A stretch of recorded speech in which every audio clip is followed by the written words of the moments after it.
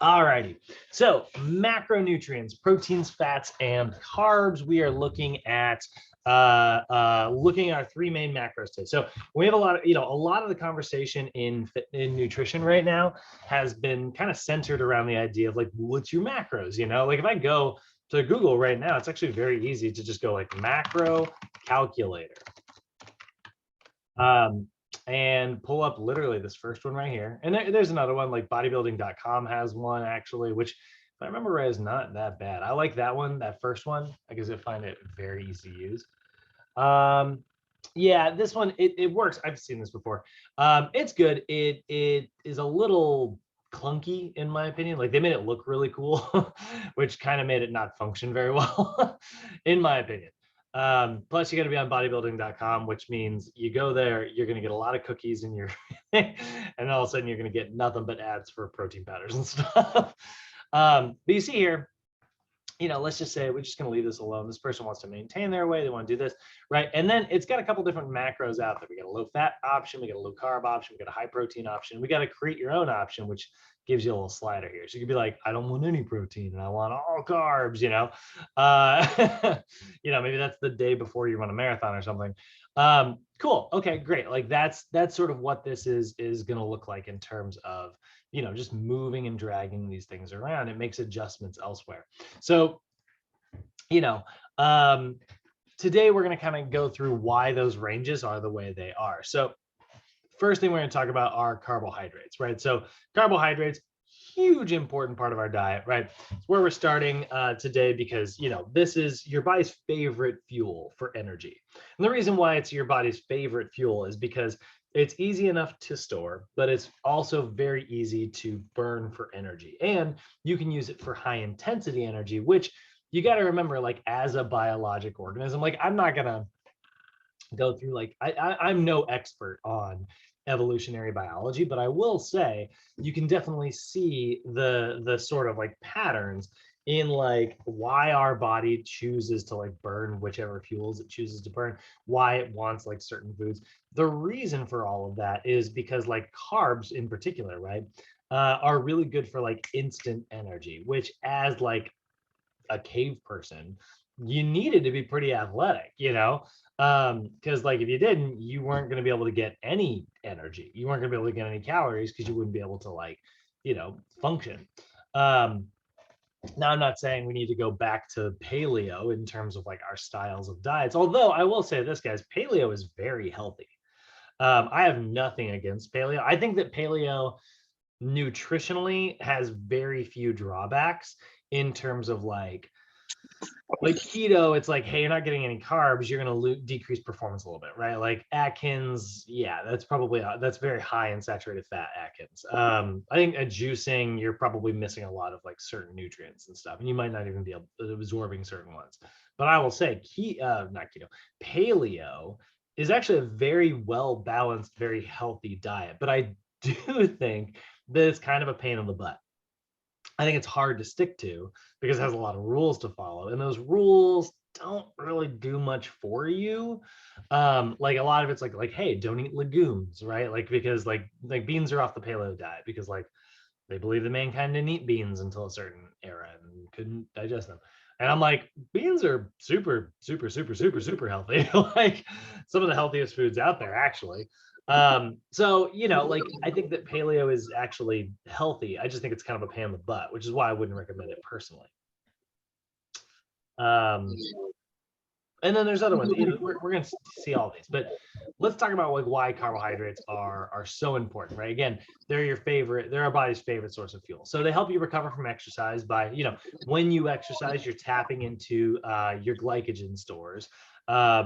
And so like you are going to need to restore those in order to have that like sustainable energy, right?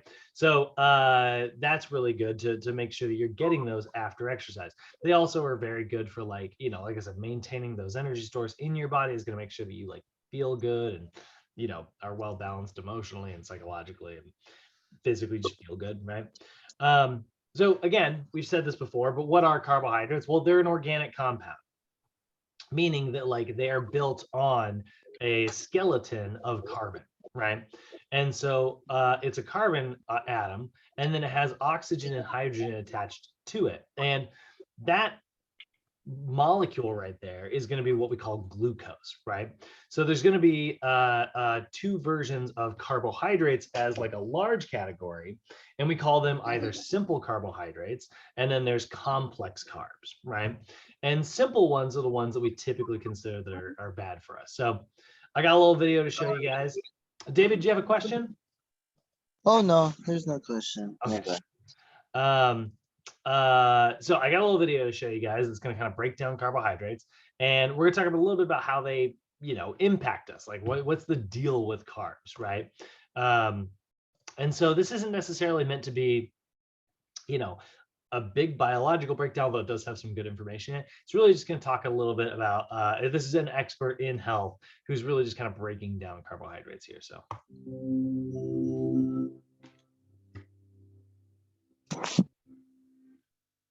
Which of these has the least carbohydrates? This roll of bread, this bowl of rice, or this can of soda? Actually, that's a good question. What do you guys think? Bread, rice, or soda? Which has got the most calories? Maybe Which one has the most carbs? the soda, maybe. Let's find out. Here we go. It's a trick question. Although they may differ in fats, vitamins, and other nutritional content, when it comes to carbs, they're pretty much the same. So what exactly does that mean for your diet? First of all, carbohydrate is the nutritional category for sugars and molecules that your body breaks down to make sugars. Carbohydrates can be simple or complex, depending on their structure. This is a simple sugar, or monosaccharide. Glucose, fructose, and galactose are all simple sugars. Link two of them together, and you've got a disaccharide, lactose, maltose, or sucrose. Complex carbohydrates, on the other hand, have 3 or more simple sugars strung together. Complex carbohydrates with 3 to 10 linked sugars are oligosaccharides. Those with more than 10 are polysaccharides. During digestion, Technically, poly means any, or it means many. So when you get above 3, they're all considered polysaccharides by most people. But yeah, there is that technical category in the middle. your body breaks down those complex carbohydrates into their monosaccharide building blocks, which your cells can use for energy. So when you eat any carbohydrate-rich food, the sugar level in your blood, normally about a teaspoon, goes up, but your digestive tract doesn't respond to all carbohydrates the same. Consider starch and fiber, both polysaccharides, both derived from plants, both composed of hundreds to thousands of monosaccharides joined together, but they're joined together differently, and that changes the effect they have on your body. In starches, which plants mostly store for energy in roots and seeds, glucose molecules are joined together by alpha linkages, most of which can be easily cleaved by enzymes in your digestive tract. But in fiber, the bonds between monosaccharide molecules are beta bonds, which your body can't break down. Fiber can also trap some starches, preventing them from being cleaved, resulting in something called resistant starch. So foods high in starch, like crackers and white bread, are digested easily, quickly releasing a whole bunch of glucose into your blood. Exactly what would happen if you drank something high in glucose, like soda. These foods have a high glycemic index, the amount that a particular food raises the sugar level in your blood. Soda and white bread have a similar glycemic index because they have a similar effect on your blood sugar. But when you eat foods high in fiber, like vegetables, fruits, and whole grains, those indigestible beta bonds slow the release of glucose into the blood. Those foods have a lower glycemic index, and foods like eggs, cheese, and meats have the lowest glycemic index. When sugar moves from the digestive tract to the bloodstream, your body kicks into action to transfer it into your tissues, where it can be processed and used for energy. Insulin, a hormone synthesized in the pancreas, is one of the body's main tools for sugar management. When you eat and your blood sugar rises, insulin is secreted into the blood. It prompts your muscle and fat cells to let glucose in, and jumpstarts the conversion of sugar to energy. The degree to which a unit of insulin lowers the blood sugar helps us understand something called insulin sensitivity. The more a given unit of insulin lowers blood sugar, the more sensitive you are to insulin. If insulin sensitivity goes down, that's known as insulin resistance. The pancreas still sends out insulin, but cells, especially muscle cells, are less and less responsive to it. So blood sugar fails to decrease, and blood insulin continues to rise.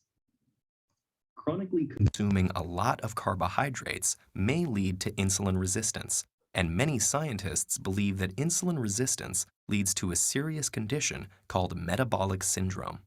That involves a constellation of symptoms, including high blood sugar, increased waist circumference, and high blood pressure. It increases the risk of developing conditions like cardiovascular disease and type 2 diabetes. And its prevalence is rapidly increasing all over the world. As much as 32% of the population in the US has metabolic syndrome. So let's get back to your diet. Whether your food tastes sweet or not, sugar is sugar, and too many carbs can be a problem. So maybe you'll want to take a pass on that pasta, sushi roll, pita burrito, donut burger sandwich. So when we listen to that, we kind of come to the realization that like carbohydrates are not necessarily bad for you, but the very fast releasing simple carbohydrates, which spike your blood sugar, it's like this leads to this, leads to this, leads to this, right? If I drink like soda every day, right, which is nothing but simple sugars, and let's say like I'm eating a normal amount of carbohydrates, right, for my body. Let's say like I'm on even just a 2,000 calorie diet, which would be a little low, but we'll use it as our example because it'll make the math easy, right? 2,000 calorie diet. Let's say I'm doing 45% carbs, right? Which is the lowest range that the FDA recommends. So times 0.45, it's gonna be 900 calories divided by 4, because there's 4 calories in every gram. That gives me 225 grams of carbohydrates per day, right? That's a pretty goodly amount of carbohydrates. It's not super high, but it's not bad either, right? And so like you think about like a bowl of brown rice, that's probably going to have like 30, 40 grams of carbs in it. But a can of soda, look at like the can, a can of soda is like, Coca-Cola in particular, right? It's going to have 42 grams of sugar in the vanilla one. That's higher than the other, huh? 39 grams of sugar in a regular can of Coke, right? So 225 minus 39, that leaves me with like 186 grams left in the day. That was about 17 to 18% of how many carbohydrates I'm going to get. So now you think about like having 2 or 3 sodas a day, which you hear from some people who are often struggling with their sugar intake, or like they're having soda and then they also have like let's look at like a bowl of cereal, right? Like a not a healthy cereal, but just like let's look at like Captain Crunch. We're talking about Captain Crunch this weekend. Captain Crunch nutrition facts, right? Let's see here. Well, that's 6 cups of it. Nobody's gonna eat that many. All right, here we go. Here's the nutrition facts panel for Captain Crunch, right? So you give someone the cereal by itself, it's gonna have 33 grams of carbs in it, which is just barely under that can of soda. But then if you add 2/3 of a cup of vitamin A and D milk, or if like skim milk, for instance, then it'll take it up to 41 grams of carbohydrates. Here's the thing though, that's for 1 cup of cereal. What does 1 cup of cereal look like? 1 cup of cereal, that is not it right there. That is totally not it. That's several cups. Okay, that's 3/4 of a cup there. Is that a full cup? These darn pictures. There we go. Yep. So that's actually 1 cup. Now, I don't know about you guys, but I know like if I were pouring myself a bowl of cereal, I probably wouldn't do that little. I'd probably pour a much larger bowl than that, which means I'm going to need more than just 2/3 of a cup of milk. I usually use about a cup of milk when I'm doing. So the carbohydrate intake goes from 41 grams, probably closer to like 82 grams. So, and look at the carbohydrates, there's less than 1 gram of fiber, and then 25 grams of sugar in it naturally, plus 17 additional grams of sugar. That means we're going to get 34 additional grams of soda, of sugar on top of that whole thing, right? So it becomes a very simple carbohydrate, which then once it gets into my blood, my body, right, it's in my digestive system, my body is like, all right, we got this food coming in, let's get to work, let's break this down. This is already broken down, done, you know, like job finished, right into the blood, right? So then your blood sugar levels just spike like crazy. So rather than like raising slowly, they just rocket straight up into the air. And that's really the problem here. So now, why is that so bad for us? Well, because our blood sugar levels spiked, our body's going to go, holy crap, we got to get that sugar out of the blood. So then your pancreas has to go into overtime and create a whole bunch of insulin, because insulin as a hormone, its job is to pull sugar out of your blood. So then your pancreas creates tons of insulin. It's flowing throughout your body at super high levels.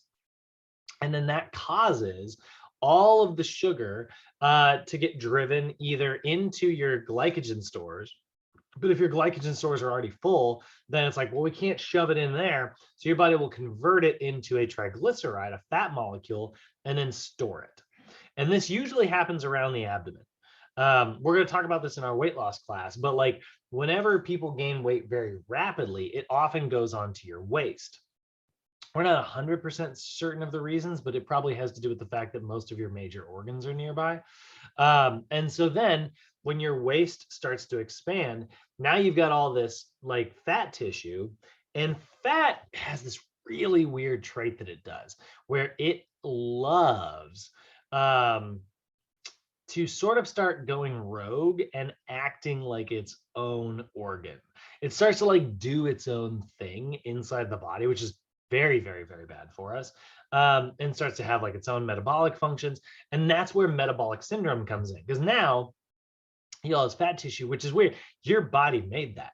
Your body made all that fat tissue, but your body starts being like, this tissue's going rogue. It's doing its own thing. So then like it actually starts to kind of attack those tissues, or like maybe not attack them, but it'll start having like certain inflammation responses as if it is allergic to it.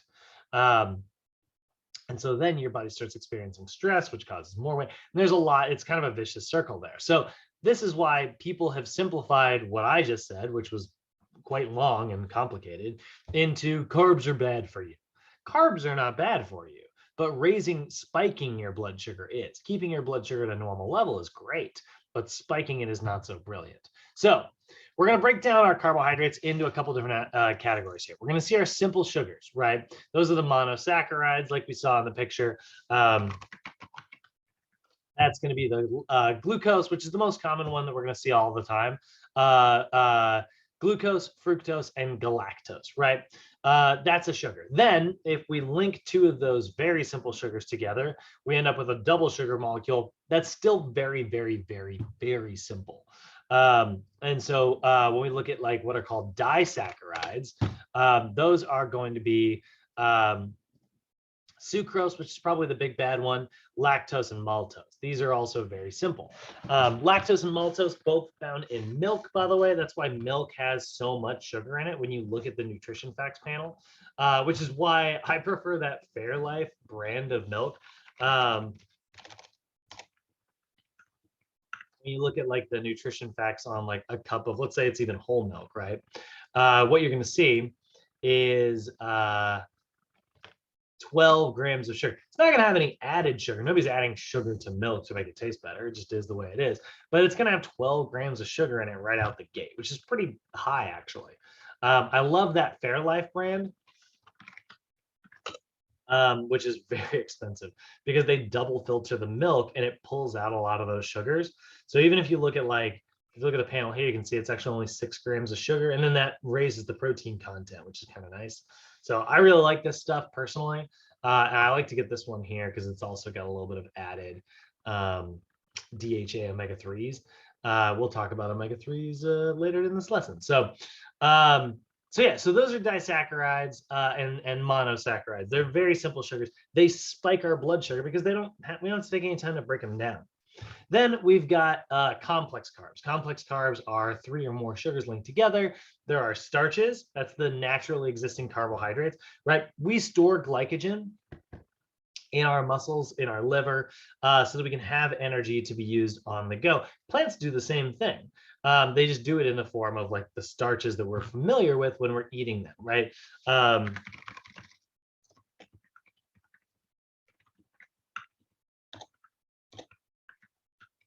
So there's like there's a lot of different like scientific like starches out there. There's you can see there's pectin, there's amylopectin, amylose. There's just a lot of different types of starches, which is why like there's such a wide variety of carbohydrates out there that act very differently from one another, you know? And so like, you know, if you look at them like chemically, that's what makes like a waxy potato different from like a crumbly potato, you know? Just slightly different types of starches. But at the end of the day, they're all complex carbs. They're all starches, right?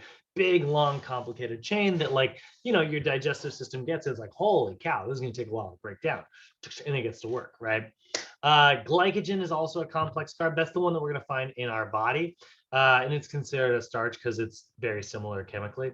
And then, oh shoot, I forgot these. We're going to get a list. I forgot. This is why these PowerPoints are so big, is because they really stretch it out here. So there's your simple carbs. They're right here. Monosaccharides, disaccharides. There's the middle ones, by the way. These are semi-complex, like maltodextrin, high fructose corn syrup, or regular corn syrup. Like this is still very simple, if you ask me, and I think belongs over here. But it can get up to 10. Somewhat complex. But then you got like your full-on, actually complex carbs, your starches, technically glycogen counts. And then we've got our fibers. Now, fibers are the ones that have those chemical bonds they talked about in the video. They're so complicated, your body can't even break them down. And so what's funny is like certain fibers actually affect other carbohydrates. And even if you do have like a high amount of carbohydrates in like a certain food, if it has a lot of fiber in it as well, it'll actually make those regular starches, those regular fibers, not break down like actual fiber. And that's kind of cool, right? So they're sort of transferring that property. And that is so complicated. Your body's like trying really hard to break it down, just can't. You know, that's why those are the types of carbohydrates that actually leave you feeling fuller longer, which is really, really nice. You know, that's exactly what we're looking for in a food. We want it to last us a while, you know?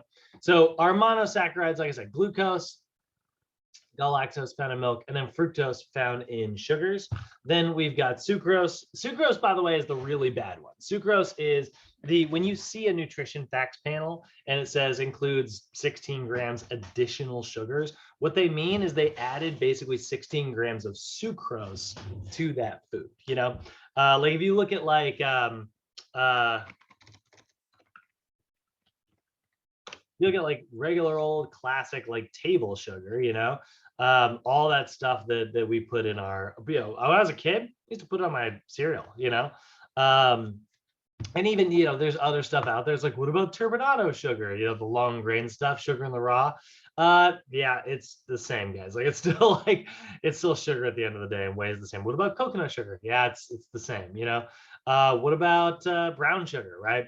There's a little bit more molasses in it, so it tastes a little bit different, but guess what? It's nutritionally the same. Because it's all by weight, you know, it all weighs the same.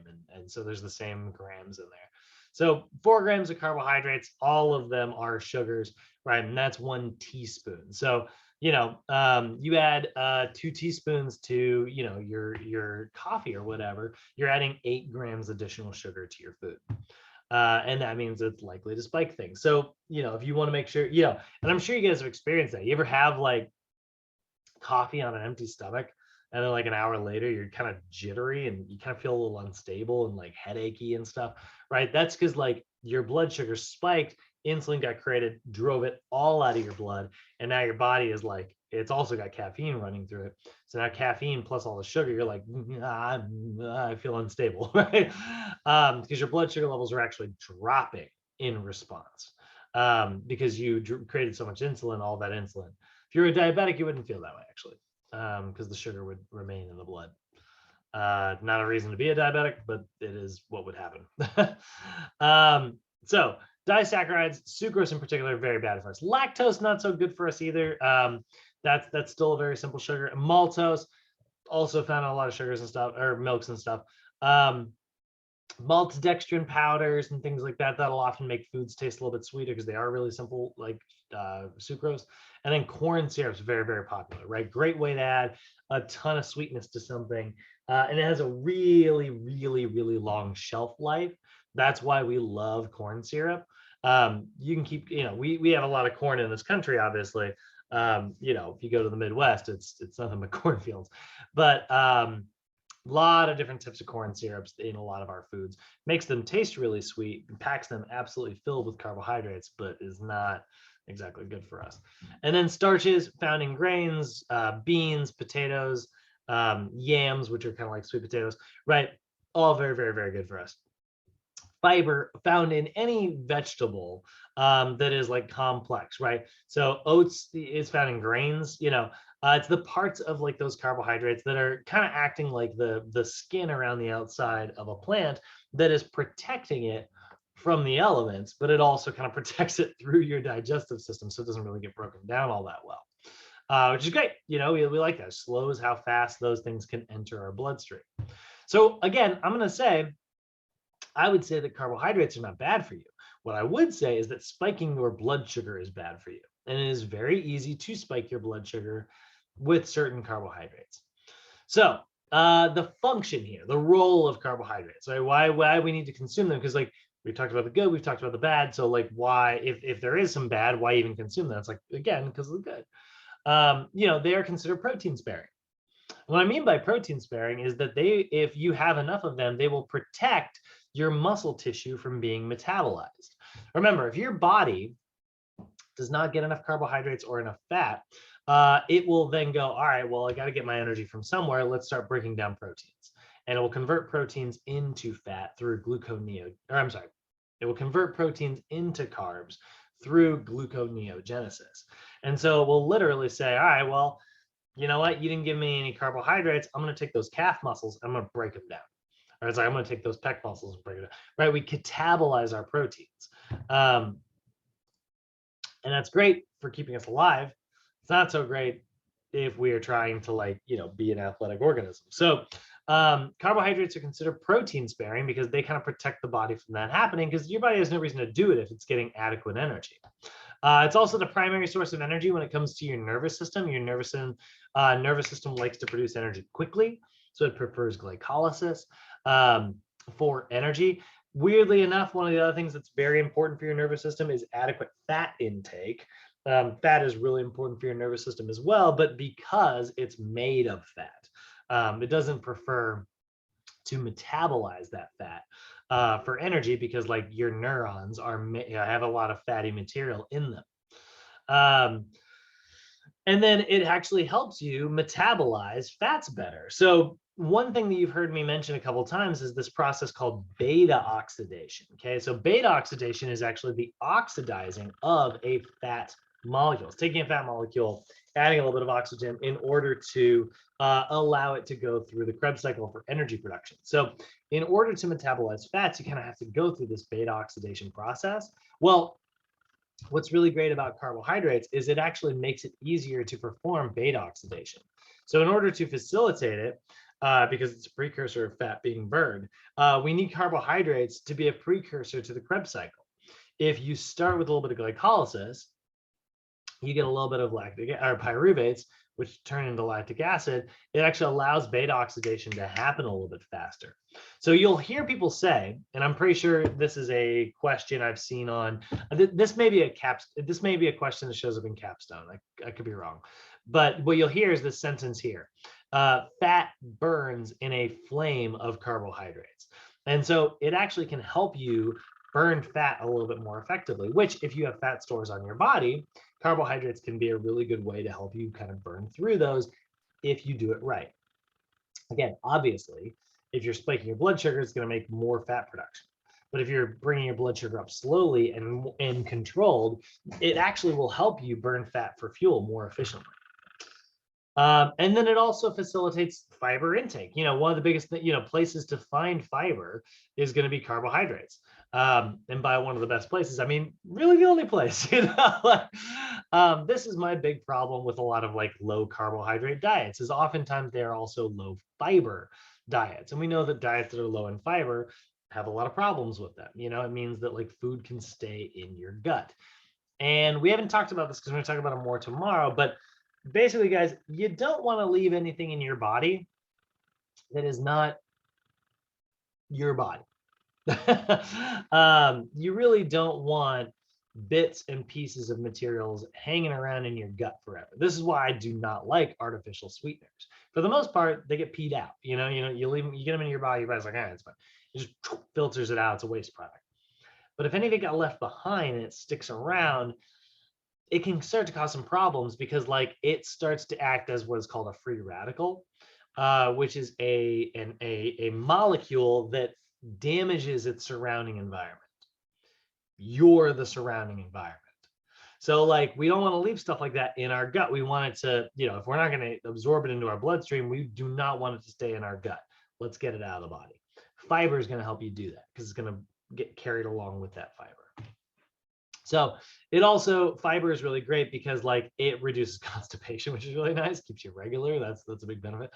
But carbohydrates rich foods also have been shown to like reduce your risk of certain types of cancers, which is great because again, it leaves those things. It doesn't allow those free radicals to damage the cells that are surrounding it. So we love that, right? Fiber is a great way to clean out the gastrointestinal tract. So how do we tell people how to do it? How do we translate? It's like, okay, well, now we've made a case for why carbohydrates are good. We've talked about the biology of them and why, certain, like, it's sort of a myth that carbohydrates are bad for you, right? That carbs are the enemy. It's sort of a myth. But how do we translate our information? It's like, well, so many people don't do it right. How do we tell them to do it? How do we do it right? Right? Well, let's take a look. So there's a couple factors that are going to influence your carbohydrate intake. The biggest one is probably going to be your body weight, right? How much you weigh is going to determine how many calories you need because that's telling us how much stuff there is, right?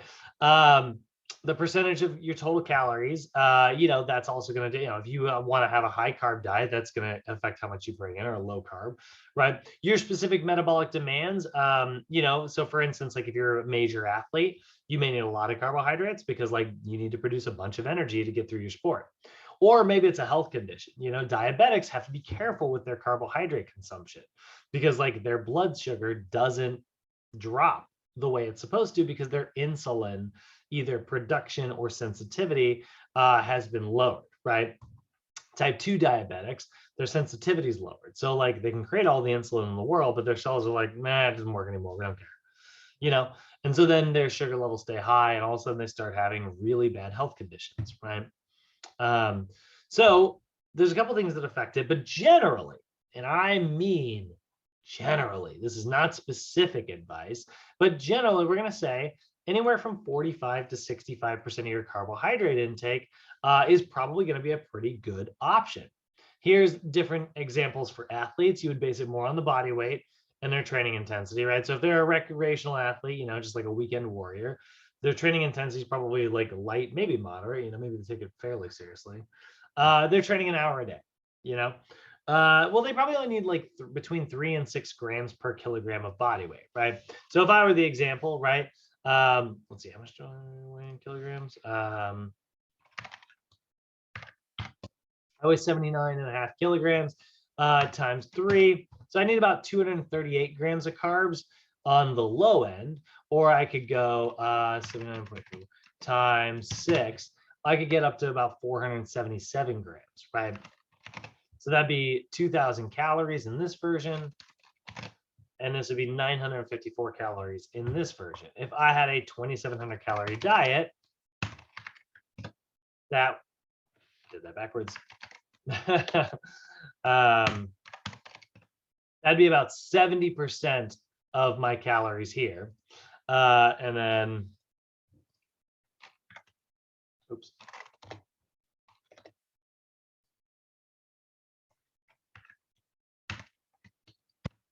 it'd be about 35% over here. So this is probably too low. So the 3 grams per kilogram is probably too low. And the 6 grams per kilogram is definitely too high. 60, I don't want 60% of my diet to be, carbohydrates. That's a little bit too much for me. What's going to happen? I'm sorry, 70%. I don't want 70% of my diet to be carbohydrates. What's going to happen if I do that is that my blood, my glycogen stores will get full, and then it'll all start getting converted into fat, which again is sort of not the goal, right? So yeah, I can overdo it on the carbs in my lifestyle, right? But if I was a competitive athlete, I'd probably need more, So a good way to kind of run these numbers, guys, what the FDA, USDA, the CDC, what they're going to recommend is anywhere from about 45 to 65% of your intake is going to come from carbohydrates. That's what's known as the AMDR, the acceptable macronutrient distribution range. Now, guys, this number right here, this 45 to 65% number, get it memorized. This number comes up in test questions all the time. So it's the range of intake for a particularly energy source with a reduced risk of disease or possible benefits, right?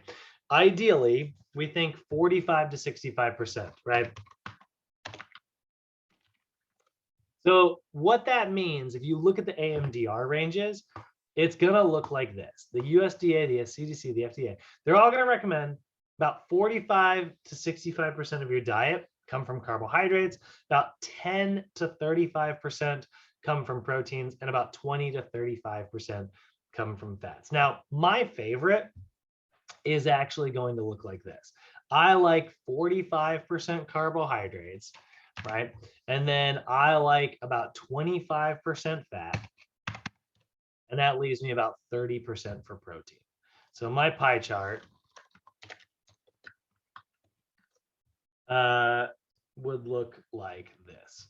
I just want a normal one. Let's do it. Is that the right one? Oh God. I just need a simple pie chart. Help me out, internet.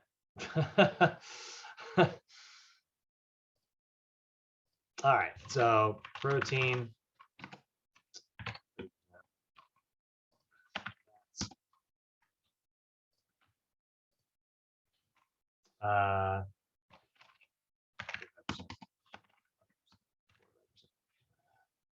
Oh, that's my pie chart. Mostly carbs, on the order of about 45%, 30% protein, and about 25% fat. That's what I like to do for my diet, personally. I think it gives me enough carbohydrates to fuel me during physical activity. I think that it gives me enough protein to ensure that I can create cellular repair. And it gives me enough fat to make sure that I'm getting enough healthy fats, essential oils, and things like that in my diet. But there are ranges. So it's got some flexibility, if I were playing Ultimate every day, I'd probably eat more carbs. But I only do it twice a week, right? And I just up my carb intake on those days. So now let's say, okay, well, what are the good sources? We keep talking about like complex carbs and why they're so good for us. Where the heck do we find them? Well, good sources are going to be whole grains rather than processed grains, right? When we look at like whole wheat pasta versus regular pasta, if you look at the nutrition, you're going to see there's kind of a distinction between these two, right? Not helpful at all, internet. You're going to see like whole grain pasta looks a little bit different, right? What we sometimes call brown pasta, right? And so it's got more fiber. That's why it has that darker color, because the fiber is still around the outside of the wheat. And so like, you're going to see a difference in calories. You're going to see a difference in carbohydrates, but most importantly, you're going to see an increased amount of fiber, a little bit less protein, which is kind of a bummer, but that's what we're going to see. So whole grain pasta, whole wheat breads, right? Oatmeals, quinoas, those are all really good sources of grains, right? You're also going to see like fruits and vegetables are a really good example, right? Canned means they're probably more processed, which means they don't have to have the skin on them anymore. That's why we want to eat as many things with the skin on them as possible. Those are going to be our fibers, right? So I know that like some people like, they'll peel they're apples, right? They'll they'll peel the skin off of them like they would like a potato, right? Don't do this. You are leaving all the fiber on the table, right? Now, this is going to lead us to sometimes the questions like, let me ask you guys what you think. Is it better to eat fresh fruits and fresh vegetables or frozen fruits and frozen vegetables? What do you guys think? Which one's better? Or canned fruits, canned vegetables. What do you think? What's the best option? Fresh, right? Fresh is always the best. So this is what's kind of surprising. Hector, a lot of times you're going to be right. A lot of times fresh is actually better, but weirdly, there are certain vegetables that will actually have a higher nutrient content when they are frozen, because you think about like a fresh vegetable, right? It got picked from the ground or from a tree or something like that. And then the second it started doing that, it's losing nutrient content, right? Like it's nutrients are getting oxidized, it's getting bounced around, certain parts of it are kind of getting broken down, and they're dying off because it's no longer attached to its sort of food source and livelihood, right? So that fruit starts to slowly like lose some of its nutritional value. It's got to get on a truck, it's got to get washed, it's got to get delivered to you, you know? So if it's been sitting out there for a few days, it could lose some nutritional value. Whereas frozen veggies lock in all that nutrition. It stops the oxidizing process instantly due to the really cold temperatures.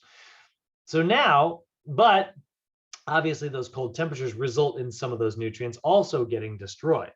So now it's like, well, which one's better? And that answer is so complicated that honestly, I don't really have a good way to kind of break it down. I don't really know the best way. I don't have a list memorized of which ones have a higher nutrient content, fresh versus frozen. But here's the advice that I've heard multiple times that I'll give to you. If it's a fruit or vegetable that has a pretty thick, regular skin, you're probably better off eating it fresh, because like you don't have to worry about it oxidizing and losing nutrients. The harder the skin is, the thicker the skin is, the more likely it is to have skin. Chances are those fibers are actually protecting it from nutrient loss. You don't need a frozen version of that. You're probably going to get more nutrients fresh. Whereas like when you look at certain things that don't really have as much skin, right? Or like a really thin or a really sensitive skin, you know, like I think a lot of berries, for instance, like if you look at like a raspberry, right? There's not a lot of skin on a raspberry. There is, but it's very thin and not very protective.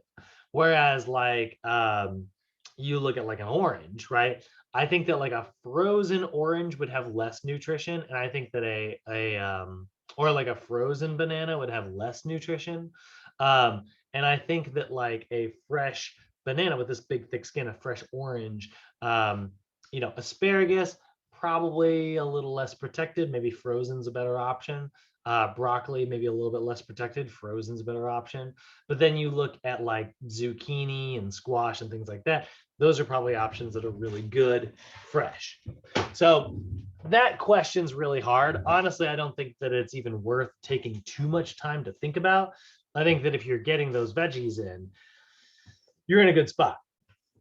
The difference between the two is going to be so minimal, the effort's probably not even really worth it to think about. But if you do want to think about it, that's sort of my answer, right? NASM's got a really good article on that on their website, by the way. If you guys want to read about it, just Google, oh, where the heck is it? It used to be like right at the top.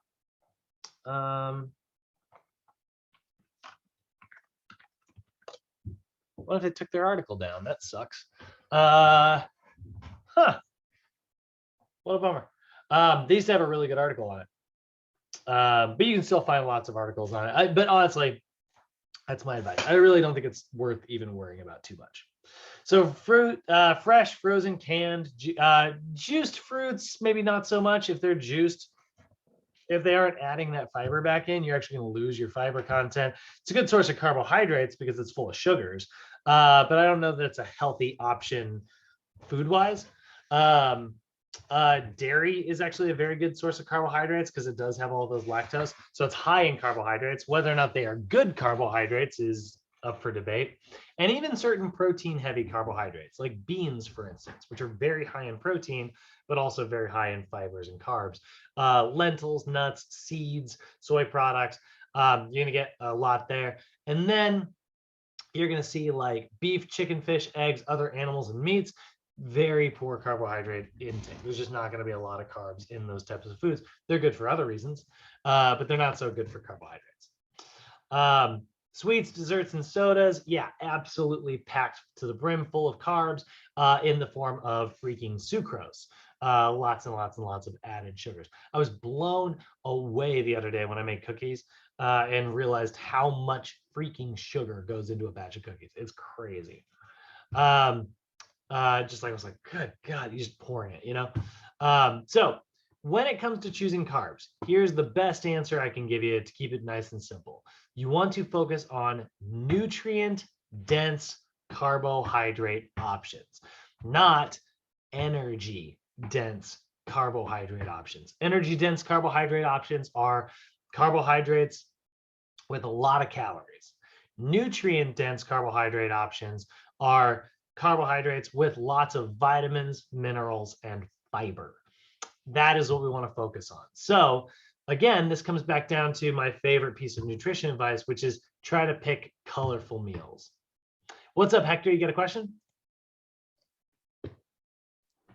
Yeah. So canned vegetables. I heard canned vegetables are like the worst because they have a lot of sodium, right? Yeah, they do have a lot of sodium. If your sodium intake is not super, super, super high, they actually can be a really good option. Or like if you sweat all the time and like you're losing sodium content like constantly, like you're doing like hot yoga and stuff, it actually could be a pretty good option for you. Sodium, again, is an example of something that's not necessarily bad for us. It's just bad for us in super high levels. And we live in a world where we often have super high levels of sodium in our diet. So if you have like hypertension problems, like high blood pressure, I would say stay away from the canned foods, you know? Because they're adding sodium to preserve it.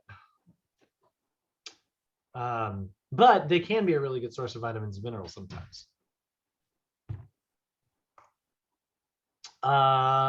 So one thing that we're going to look at is what's called the glycemic index. This is the first time we've talked about this so far, but you've probably heard of it in the past. The glycemic index is going to classify carbohydrates based on how quickly foods go into your bloodstream. The higher it is on the glycemic index, the more it's going to affect your blood sugar. So you can see here, white bread, like Wonder Bread, is actually higher on the glycemic index than ice cream, Gatorade, or even Coca-Cola. Weirdly enough, white bread, Wonder Bread, is processed so quickly by your body. Your body's like, great, it just breaks it down instantly. Now, I'm not saying that soda is not still considered high, right? Word soda. Right? It's on the medium list, but it still spikes your blood sugar for sure. So basically, all of these foods that are high on the glycemic index are going to have a huge glycemic load. They're going to spike your blood sugar like crazy. White rice is actually really high on this list. Even couscous is really high on this list. Gatorade, ice cream, sweet potatoes, right? Sweet potatoes are high on the list. How crazy is that? Sweet potato will spike your blood sugar a little bit higher than even Coca-Cola will, but not if you leave the skin on, right? If you leave the skin on your sweet potato, it'll have more fiber in it, which will slow it down. This is why bodybuilders actually really like sweet potatoes, because they're actually trying to spike their blood sugar levels purposefully after a workout so that it will get right back into repair mode so that tomorrow's workout is still very effective. That's one of the biggest reasons why we actually do see that a lot of times.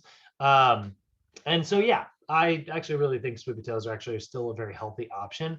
But with a diabetic client, I'd be very careful with sweet potatoes because it has a very high glycemic load. So we pay attention to this list because certain things are going to go into our bloodstream very quickly. Certain things are going to go slowly. Like an apple with the skin on, right, has a pretty low glycemic index. Carrots a little bit higher. Potatoes still relatively low. But then like we've got like all these freaking beans here, right?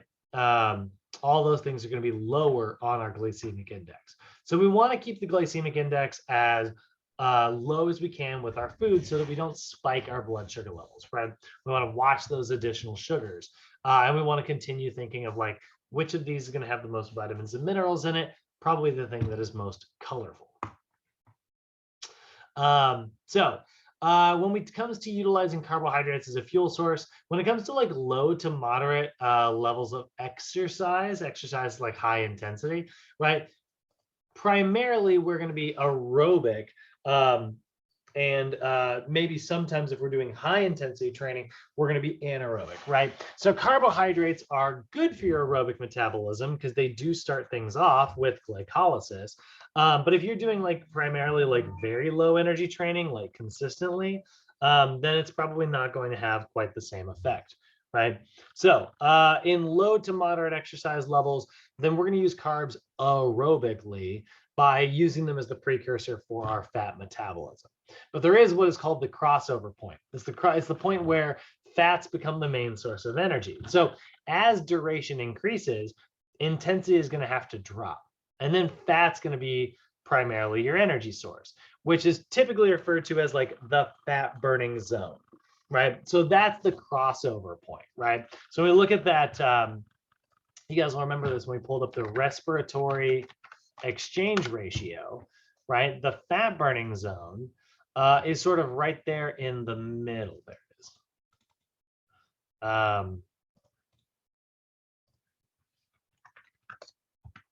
Right. So here's our respiratory exchange ratio, right? So this over here is an RER of 1.0, where you are burning 100% carbs. This is high intensity interval training, right? When you're doing like super high intensity, like sprints, right? This is like max efforts, right? That's what we're seeing at an RER of 1.0. Whereas over here, right, if we're looking at like this version,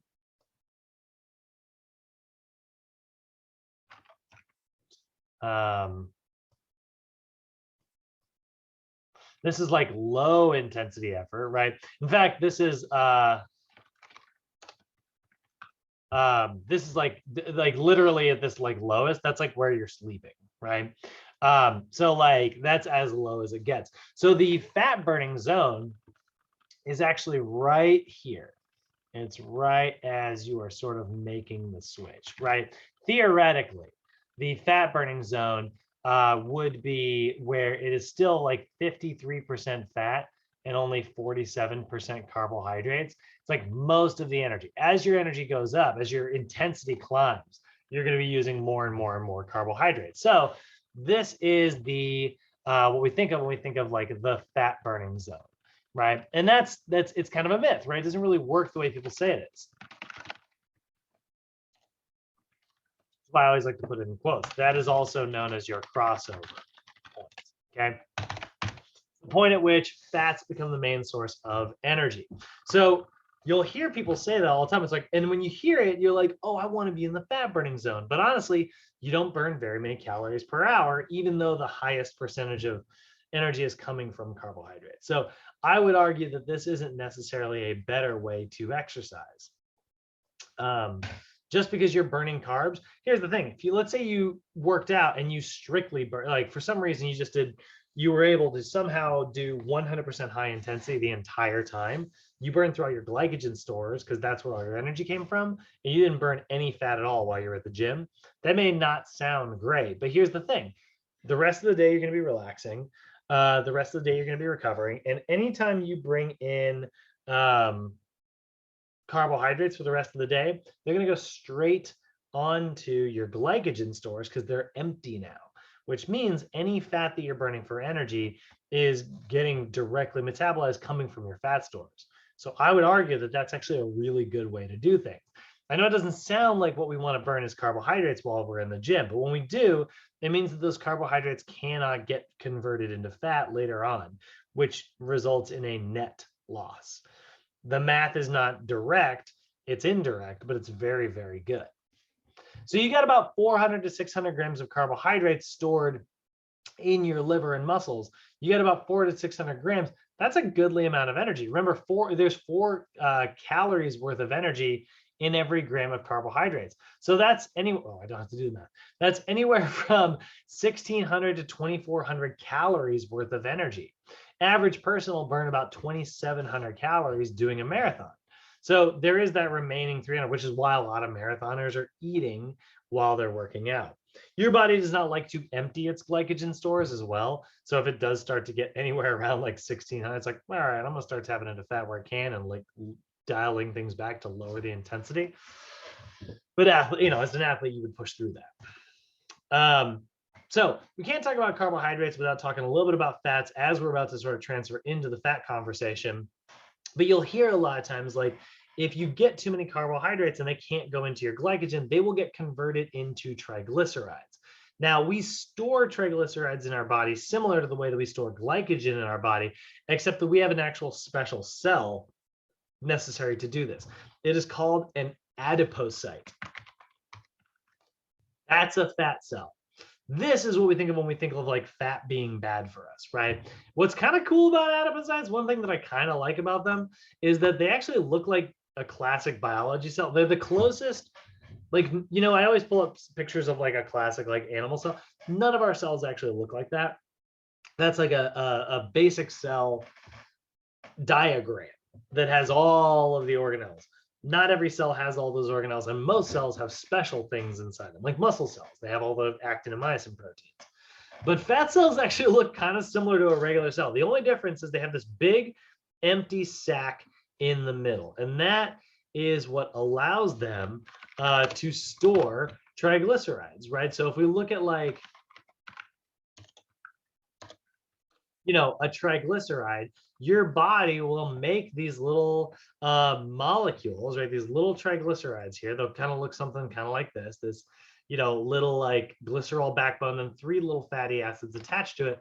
And it'll just put those into our fat cells, right? It'll just store it full of these things, right? And then we'll make another one, and it'll put that one there, and it'll just shove them. And eventually the fat cell is like, well, now I don't have any more room in there. So the fat cell will grow. The fat cell will get a little bit bigger until eventually it can't get any bigger. So your body has to make a new one. You must take a new fat cell. And now it can fill that fat cell up. And that's how we develop more and more and more fat over time, right? So let's not convert our carbohydrates into triglycerides. Let's empty out our glycogen stores so that whenever we bring in carbohydrates, we fill those up. That's going to keep us from gaining weight from carbohydrates. So we also have all the anaerobic parts of energy, right? Which is like anaerobic glycolysis. The more intense you work, the more your body is going to use carbohydrates for fuel, because again, it's fast, and we need it fast if we're doing intense exercise. So generally, if it's like 0 to 4 hours before like exercise, you want to try to get some complex carbohydrates to give you a slow, sustained energy.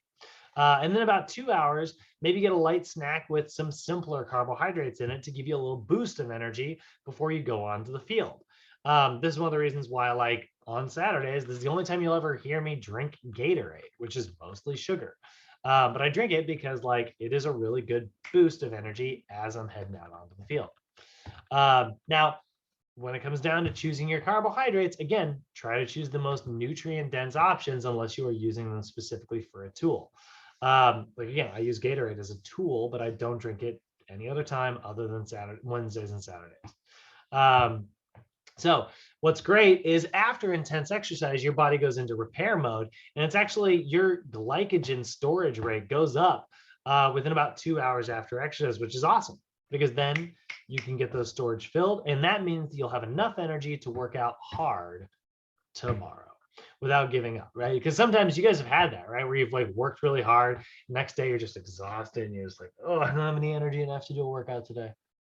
Oh no, like I'm so exhausted from yesterday's workout. Well, chances are you didn't do a very good job restoring your glycogen, which is why we like simpler carbohydrates post-workout. It's a good way to kind of get them right in there, and they're probably not going to hurt you. So that's kind of helpful. So adequate carbohydrate intake, really important for optimum performance. If you're an athlete, you might even need to have like 70% of your calories coming from carbs, if you're a cardio athlete in particular, like a long duration athlete. And I mean, by I like a sports, like an athlete, like a sport player, not just a weight trainer. So glucose, that's what we mean. It's a big, carbohydrates, they're all big complex chains of glucose. They're your body's favorite source of energy for intense activity. When you are lifting at a high intensity or sprinting at a high intensity, carbs are pretty much your main source. That's about it, right? So we want to pay attention to the glucose, the glycemic index. That's going to be used to tell us how much glucose is going to affect our blood sugar levels. And then your body will store it as much as it can in your glycogen, but obviously we're going to be continually emptying those out. Any questions, comments, or concerns about carbs, guys? How y'all feeling?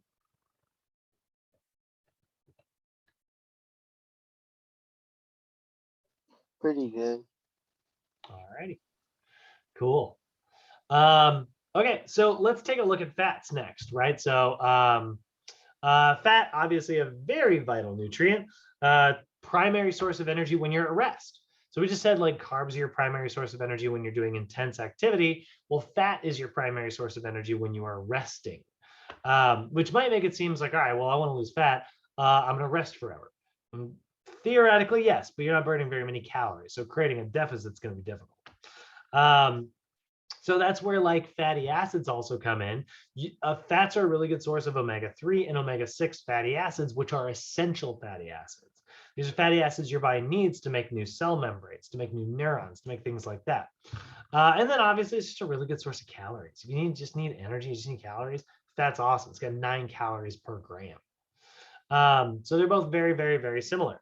So this is going to supply you with energy at rest and during exercise. And it's going to act as a really good energy reserve within the body. Your body will actually store fat because it's so good for like long, sustainable energy. Remember, we said we had about 2,600 calories worth of energy from carbohydrates stored at any time, thanks to glycogen. Well, we've got basically an unlimited amount of energy stored in our fat, right? Let's say you got a 180-pound person with 15% body fat. That's great, right? Times 0.15, that's 27 pounds of fat on their body, right? How many in 1 gram? So it'd be 454 grams. In all of that, so that's 12,258 grams of fat, 9 calories per gram. That person has about 110,000 calories to burn through. It's essentially unlimited. And that was a 180-pound person with only 15% body fat, right?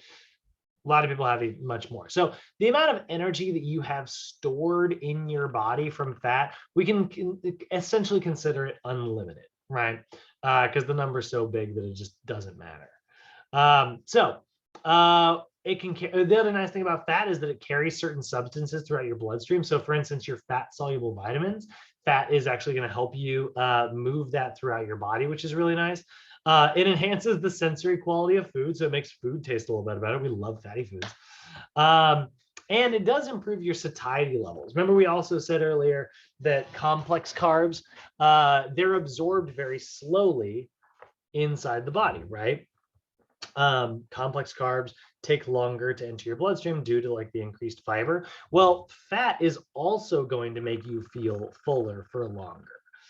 Very similarly, not because it's processed faster, but because your body feels satisfied very, very, very quickly.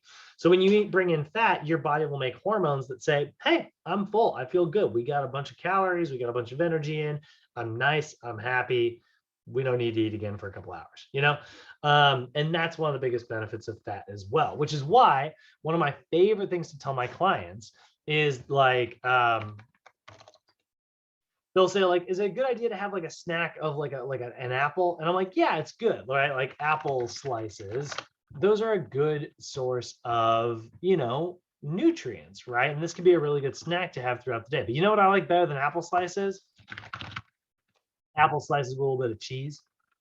Add a little bit of cheese in there, maybe even, you know, some complex, like a little pretzels. This is not a bad snack. You know, this is probably only, oh, I don't know. Oh, looking at that, I'd say that's probably 250, 300 calories in that little tray right there. And it's a good source of like nutrients, complex carbohydrates. Pretzels are not great, by the way, but it's, you know, they're easy to package. And then a good source of like fat and protein in here, right? Now, I will say it's probably mostly saturated fat. That's one of the drawbacks of cheeses and stuff, especially like sausages and stuff, but it'll leave you feeling full longer. So as long as you're watching your saturated fat intake through the rest of the day, you're probably gonna be fine. You know, that's a really good, healthy snack because it can keep you from feeling hungry. And if you're hungry, you're probably likely to make bad decisions. So they're highly associated with satiety, your level of satisfaction. You're gonna hear the word satiety a lot, guys, in this class and the next one. We want our clients to feel satiated. We want them to feel full because then they're less likely to make poor decisions. So what are fats? Well, chemically, they are, oh, and then where's the ambient? Did I skip past it? So acceptable macronutrient distribution range, anywhere from 20 to 35%. That's another number. I'm sorry, but you want to get that one memorized.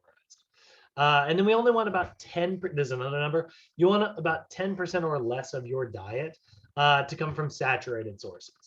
Most of our sources, we want unsaturated. And the reason we want unsaturated, right? If you look at this, right? Oils, fish, nuts, seeds, we want unsaturated fats is because they have a lot of healthy materials in them, like essential fatty acids, your omega-3s and your omega-6s. That's how you're going to make new neurons. That's how you're going to repair body tissues. This is why like fats actually buddy up with like vitamin E. And you'll hear like salmon, for instance, is super high in polyunsaturated fats. That's rich in omega-3s. Actually, all seafood really is. Well, all fish really is. Shrimp and stuff a little bit less, like shellfish a little bit lower. But it also has like a lot of those omega-3s and omega-6s and is a really good source and very high in vitamin E, which means you'll actually be able to use that fat very effectively. That's one of the reasons we like vitamin E so much and why you'll see like vitamin E in like skin products and things like that. They'll look at like,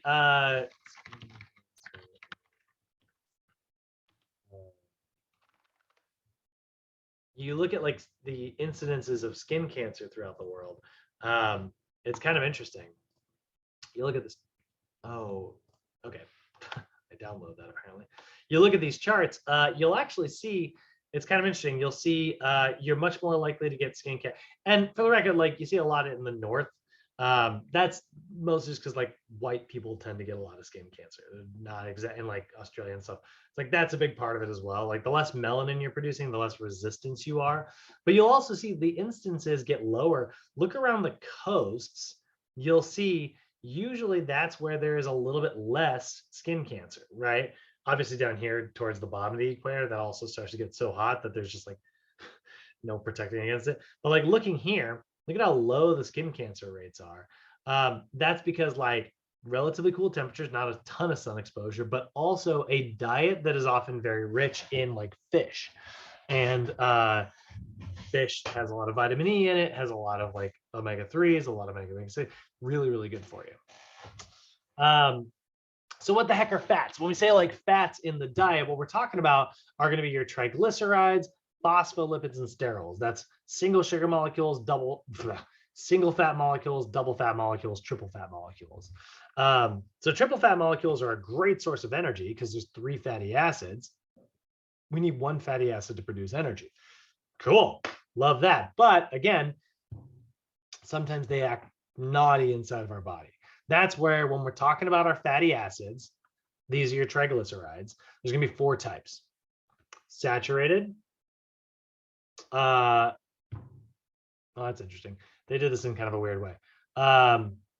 Saturated, which are this typically like solid fats, right?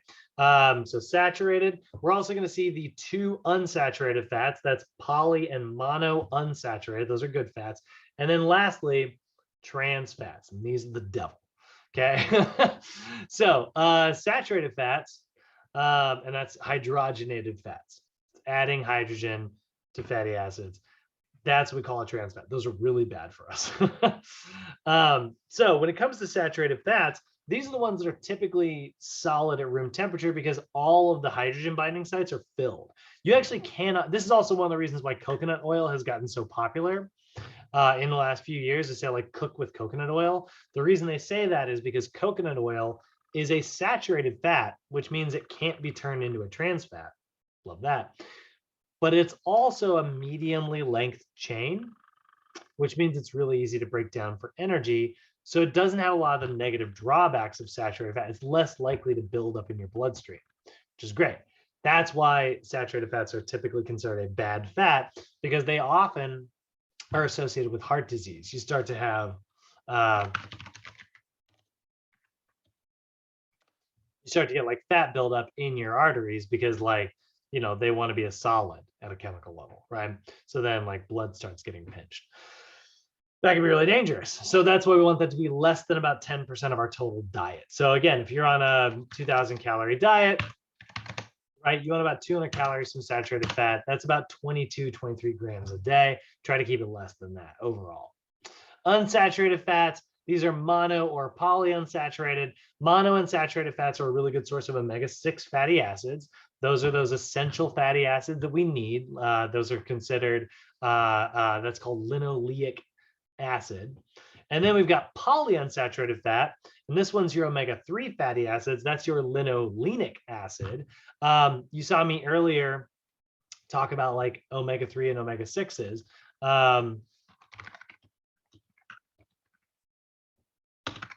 This is why people will take fish oil pills, because fish oil is absolutely packed to the brim with omega-3 fatty acids, which are essential for energy production. So, I'm sorry, not energy production.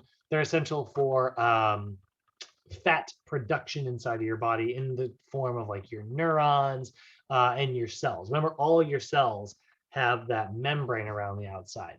So this is a phospholipid that's very, very, very, very good for you. So we try to get as many omega-3s in our diet as possible. You can also get omega-6 fatty acids, which are good and we need them. But again, this is kind of an example of a type of food that we often get a little bit too much of in our foods. You are going to get these also from fish and things like that. But typically we're going to get these from like eggs, seeds, tofu, avocados, omega-6. Omega-6 is good. Problem is it a little bit too much sometimes. We get a little bit too much omega-6. And when you're 6 and 3 ratios, we're starting to, this is kind of new science, but we're starting to notice that it can cause inflammatory problems because we do cook with a lot of like oils and stuff, which have, again, oils are good for us, right? Until we do a little bit too much of it. We're starting to see some problems with overdoing it on oils, which is kind of a bummer.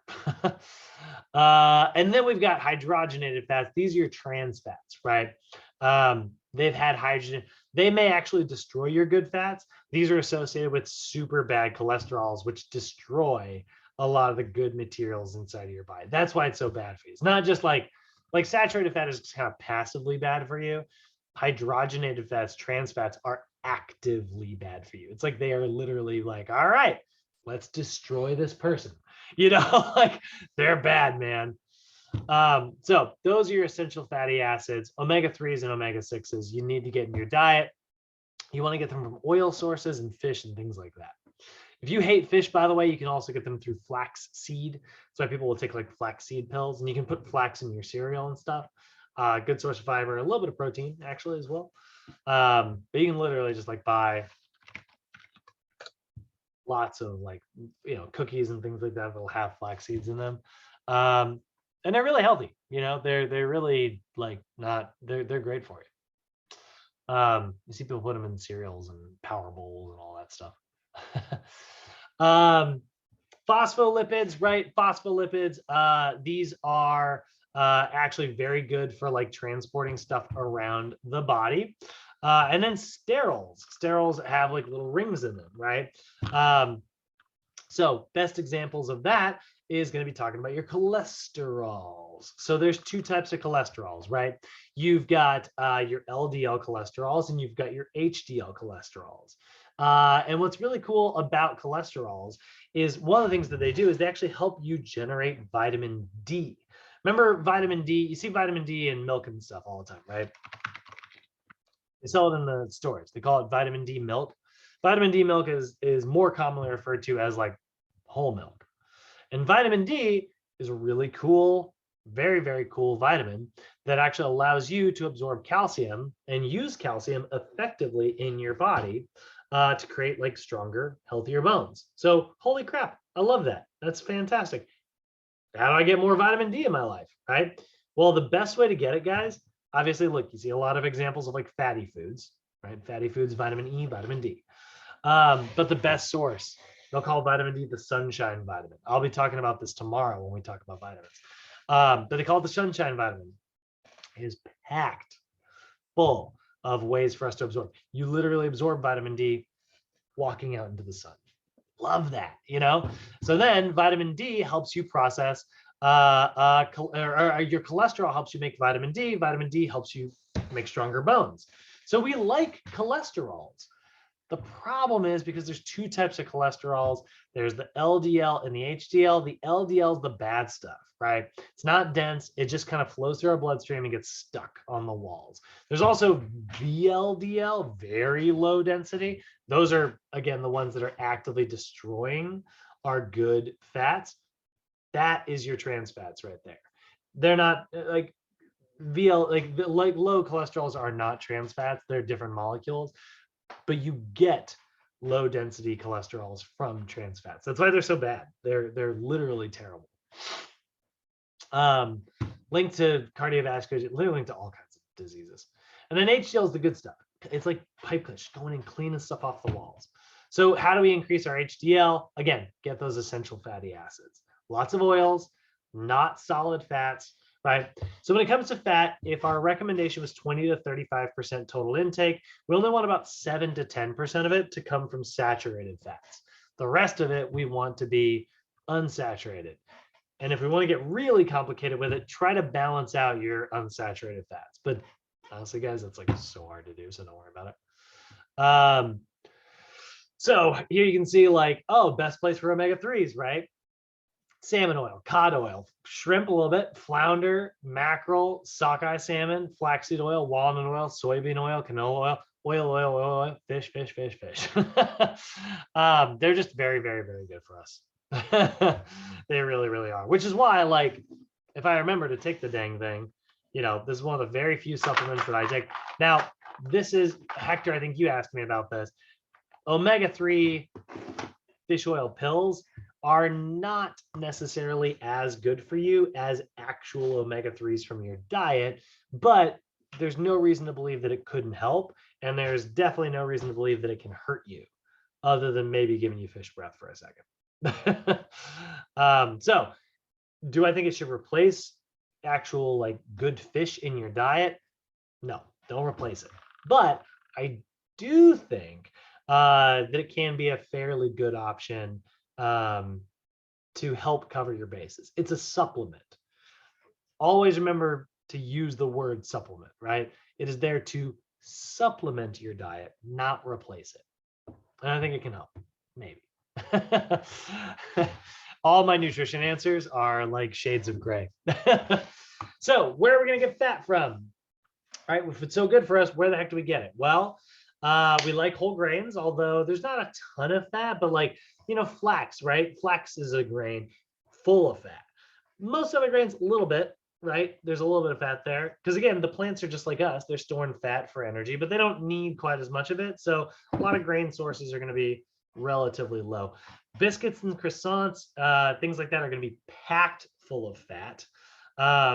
However, it's often saturated in trans fat. So be careful with like, you know, breakfast croissants and things like that. They're not very healthy. Fruits and vegetables, pretty low. Honestly, again, these are like vegetables that are storing some fat for energy production, but they don't really need too much of it. So it's pretty minimal there. But our favorite source, oils, primary source of fat, or at least it should be. You guys remember when we were talking about the My Plate? We're going to be talking about the My Plate all the time, by the way. The My Plate is for the next couple of weeks.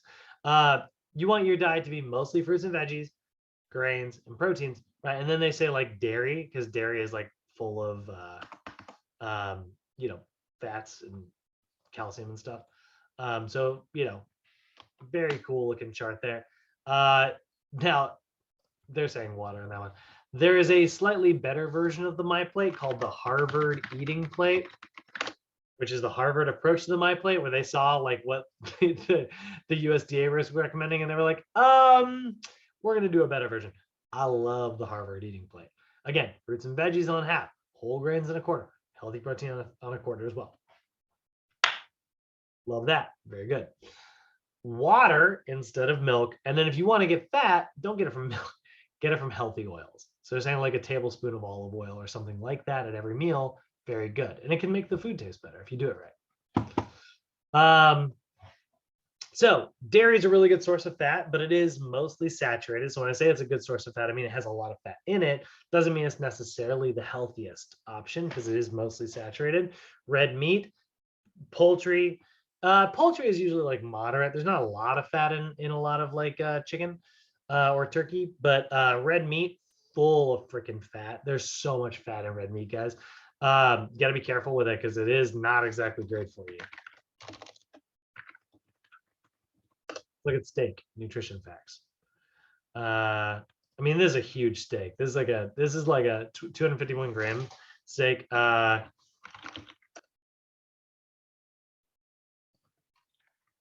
Yeah, that's an 8 to 9 ounce steak.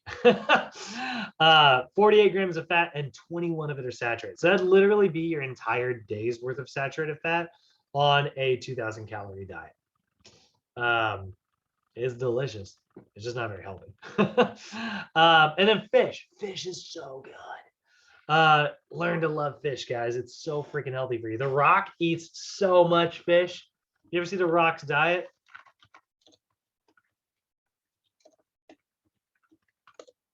He eats that's annually 821 pounds of weight. He loves cod, apparently.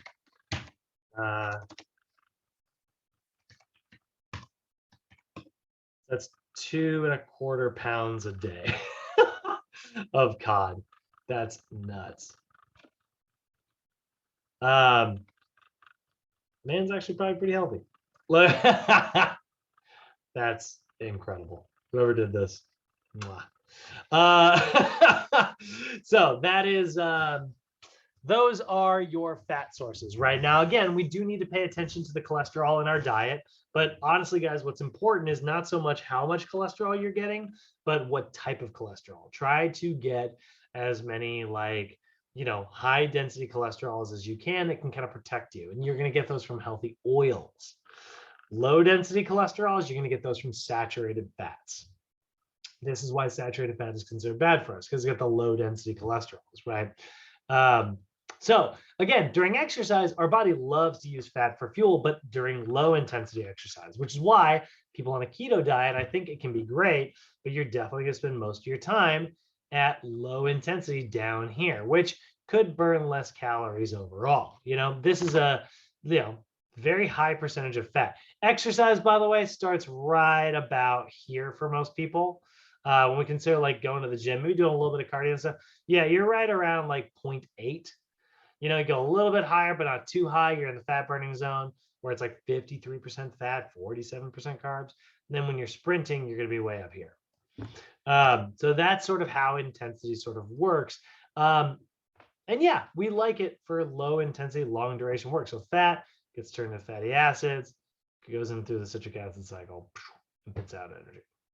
So before exercise, honestly, a low fat meal might be pretty good because you need a little bit, but during a sport, you're probably sprinting. So you probably don't need too much fat. After exercise, you also want to keep your fat intake to a minimum and put emphasis on carbohydrates and proteins to repair your body, carbohydrates to restore your glycogen. But later on in the day, fat it up, I think a fatty meal just before bed is a great idea because it's going to leave you feeling full. If you have a problem, like sometimes we're going to talk about this in the weight loss class, people will suffer from what's called night eating syndrome, where they just get really hungry in the middle of the night and they just go downstairs and they just binge like crazy because it's like they're eating anything they can. Fat in your diet at night can really help you stay like satiated throughout the night and keep you from feeling like you need to like load back up. love that, you know. My intermittent fasters, break your fast with lots of carbohydrates. But when you're about to end your fast or start your fast, you get to the end of your eating window, fat it up. It's going to help carry you through to the next day. It leaves you feeling full longer. So definitely essential. They give us a molecular structure similar to carbohydrates, but slightly different. High-fat diets before exercise, not really shown to improve your endurance, whereas like high carbohydrate has been.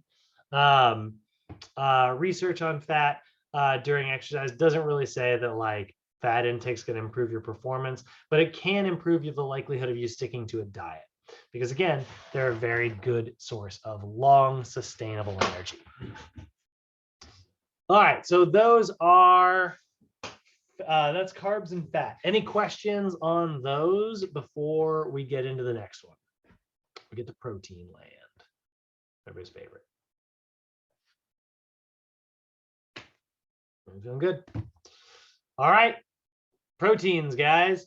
So protein, super important for athletes, obviously, because we're beating up our proteins all the time. You should see, oh man, it was so windy on Saturday.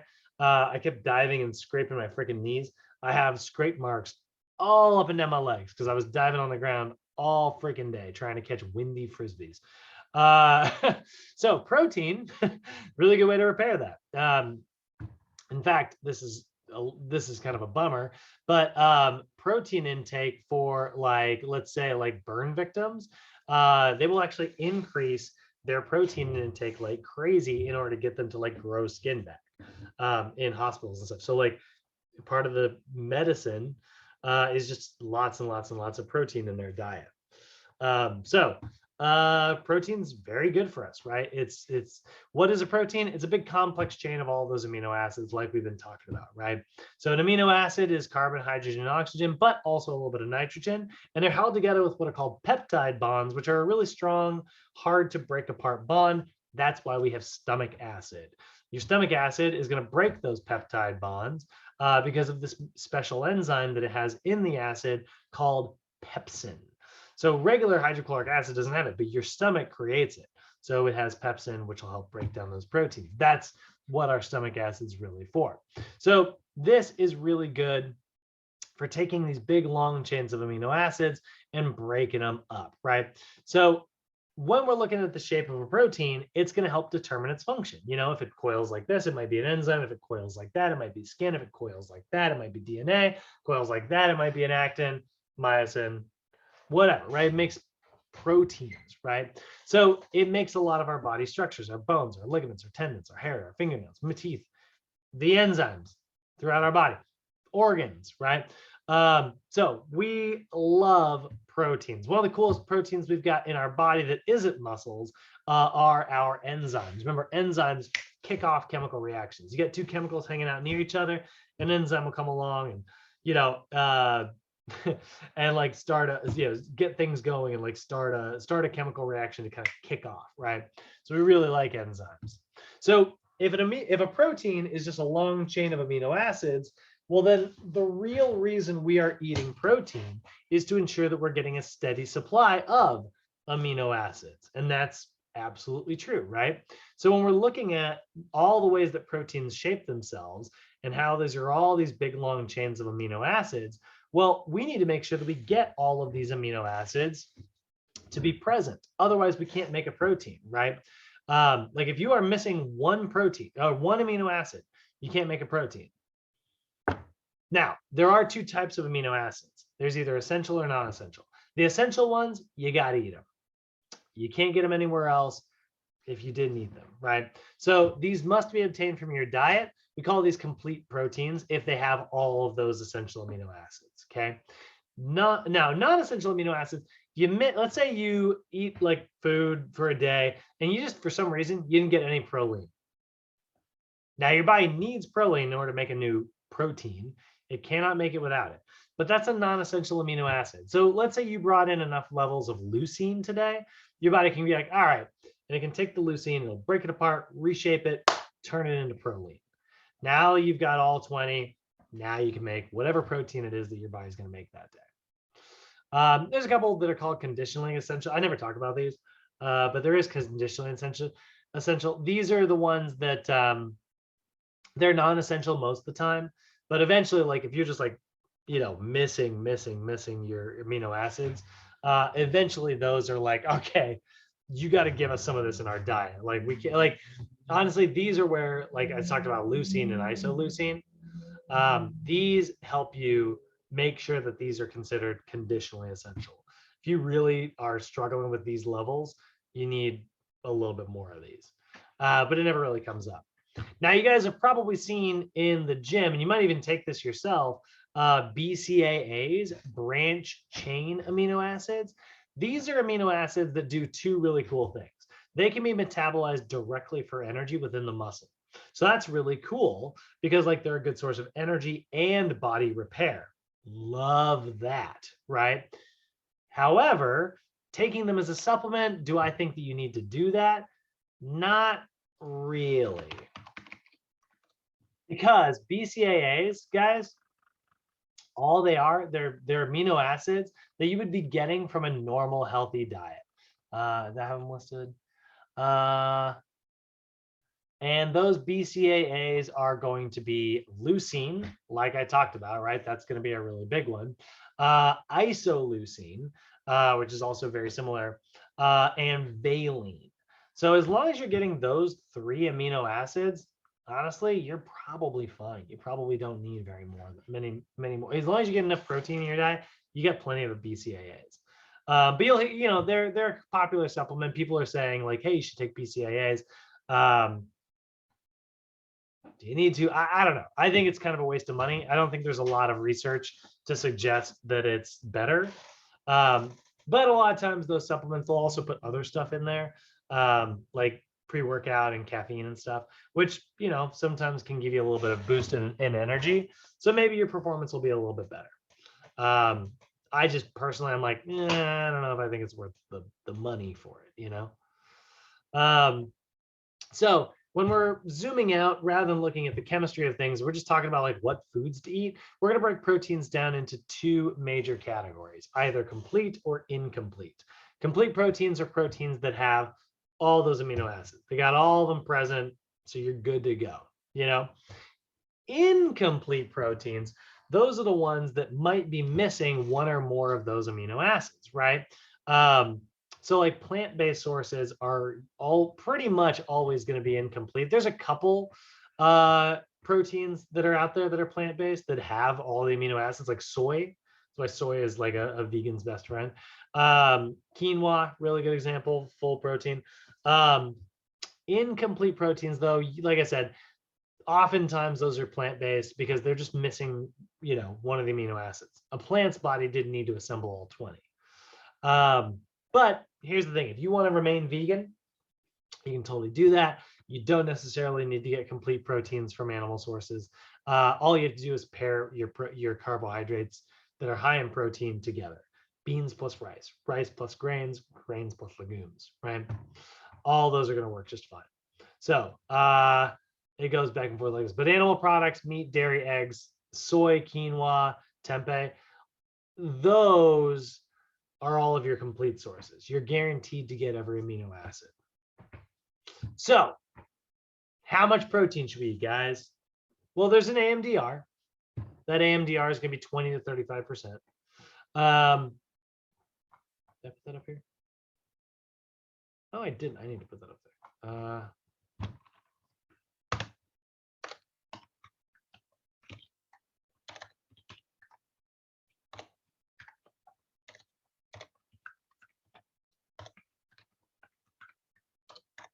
So we do need an AMDR of like 20 to 35%, but I do not personally like using the AMDR. I like to instead base it on my client's body weight, because that's based on how much protein is present in their body. The more they weigh, the more protein they have, the more protein they need, and what type of athlete they are. If they're sedentary, they don't need very much protein. They're not destroying the protein in their body. That's the thing. You don't build muscle in the gym. You break muscle in the gym. You build muscle when you're repairing in the kitchen, at the dining table, and when you're sleeping, right? But you can't do that unless you have enough protein we need to make sure that we're thinking about how much damage is going out. When it comes to protein, we need to think about how much damage is going out and how much repair is coming in. If the repair coming in is higher than the damage going out, we'll build muscle. If the repair coming in is lower than the damage going out, you will eventually lose muscle mass, which is why it's so important to make sure you have enough protein in your diet. So we call that a nitrogen balance. They call it a nitrogen balance because remember, carbs, carbon, hydrogen, oxygen, those are found in carbs and fats. And then protein's got all three of those plus nitrogen. So we need to have a positive nitrogen balance, right? We need more protein coming in than we are destroying going out. So in order to facilitate growth, that's what you need. Now, how do you calculate that out? Well, you base on how much protein they have in their body, which is going to be based on their body weight, their mass, right? And what type of athlete they are. So take a look right here. If I got a client who's trying to gain weight, trying to put on muscle, they need about 1.6 to 2.0 grams per kilogram of body weight. You'll see 2.0 a lot on these guys. So for me, again, I'm 175 pounds. That means I'm 79.5 kilograms. I need about 159 grams of protein every day in order to ensure that I am at a positive nitrogen balance. If I'm there, I'm building about as much muscle as I'm capable of. Now, what if I ate like twice that? What if I ate like 318 grams of protein a day? Does that mean I'm going to build more muscle? Not really. It's like, again, I said this before, it's like delivering more wood to a construction site. Unless you hire more workers, they're going as fast as they can. It's not just because they have more materials to build with, doesn't mean they can build it any faster. Your body works the same way with protein. So we just need to make sure that we're in the positive. So me, you know what I do? I go just a little bit higher than that. Instead of saying 169, I'm like, all right, I want to make sure that I'm always in a positive balance. So I'm just going to err on the side of caution. And so I'm going to go with, honestly, about 1 gram per pound. That's what you'll often hear from bodybuilders and things like that, which means I'm going to go a little bit beyond that 2.0. How do you convert pounds to kilograms, by the way? You might have noticed 175 divided by 2.2. Oh my God, calculator, Jesus. 175, sorry. Divided by 2.2, 79.54 times 2, 150. Oh, I did my math.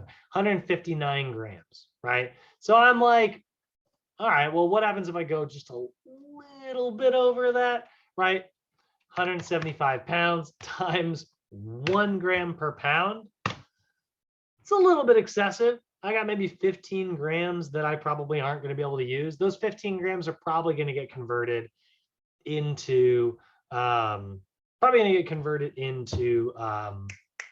carbohydrates. But it ensures that I'm in a positive nitrogen balance. So David, I think you asked me, you were like, hey, I heard it's supposed to be 1 gram per pound. You probably did hear that.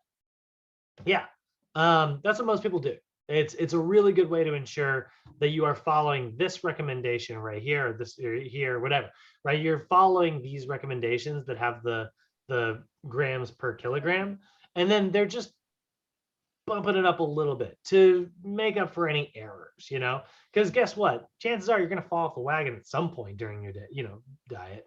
So if you were high on those other days, you probably average out on the days you're supposed to be. Does that make sense? Yeah.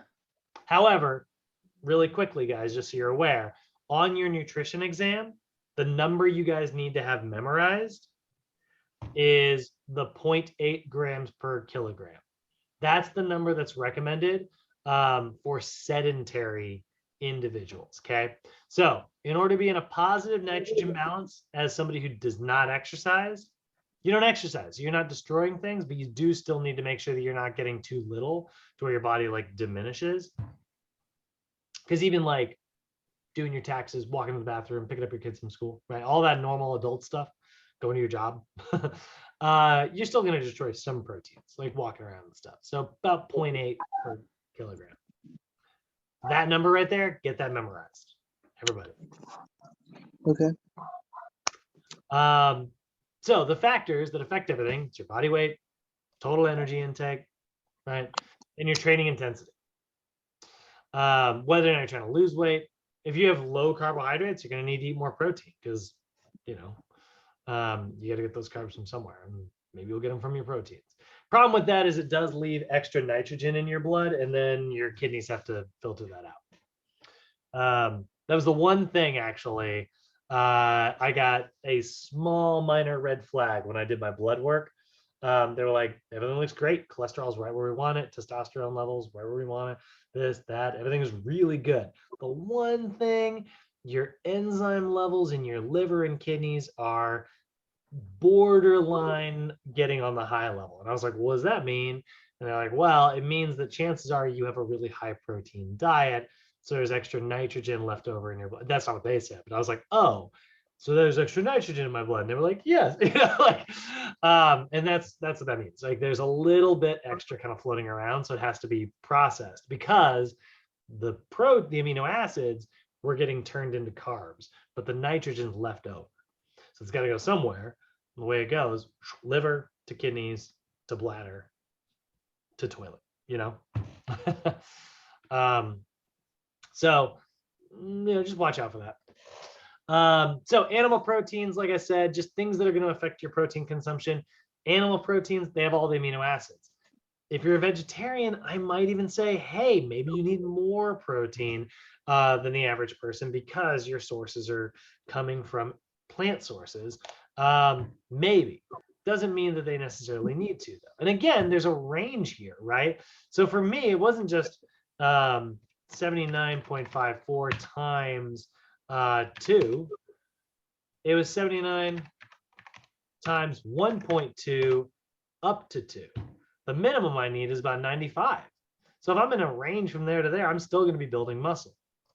I like to err on the high side. I like to err on the side of caution personally. But like, yeah, if I had a vegan, it's like, hey, I need you to be somewhere between here and here. Try to make sure you're pairing those proteins up. Now, we really don't want it to go over 35%. Like I said, 30%, that's the recommendation. 20 to 35%. Go over 35, you start running into problems because, again, it can lead to dehydration because hydrolysis is what's going to be necessary to break that all apart. So it's going to dehydrate you. Your kidneys are going to have to work harder. It might hamper your performance because, like, you don't have carbs. And it can increase your risk of cardiovascular disease because of the saturated fat that comes in with most protein sources. Now, if those protein sources are plant-based, I take back what I said, but I often won't be. So a lot of like red meats, for instance, yeah, it's great. It's super high in protein. Also super high in saturated fat. So you got to be cautious with that. And then there's also a lot of sodium that comes in. A lot of people are like preserving meat with and like seasoning meat with a lot of salts and stuff. That can actually, sodium actually is attracted to calcium sometimes, and it will rip the calcium from your bones. It's actually why they recommend if you break a bone, they'll say, hey, lower your sodium for the next 6 weeks as your bone tries to repair. Fun fact about minerals. We will discuss this tomorrow. So grains, they get a moderate amount, you know, pasta, brown rice, things like that. There's a little bit of protein there. Fruits and veggies, usually very little protein. They're mostly carbohydrates, and that's about it. Dairy is a really good source. If you're going to go with dairy, you want to go with like low fat options. Because again, watch the saturated fat intake, but cheeses, soys, things like that, those are really great. And then, you know, our famous sources, meats, fish, poultry, eggs, and then vegan sources, legumes, nuts, seeds, those are all really good options as well. Now, there are protein supplements out there. There's whey protein, casein, right? Whey protein is usually considered a fast absorbing protein, whereas casein is considered a little bit slower. You got protein shakes, you have protein cookies. I had one this morning. So a lot of times you'll hear like, it'll build muscle. And I hope that our explanation on how muscle building works makes that a little clearer. It could ensure that you get to the appropriate number, that you are in a positive nitrogen balance, but it doesn't mean that you just build muscle magically from protein intake, which is what people think. So we have to be here and be like, not quite, sorry to break it to you. It doesn't work that way. But the risks are a lot of times with proteins, rich foods. Actually, let's take a look here. There's often a lot of artificial sweeteners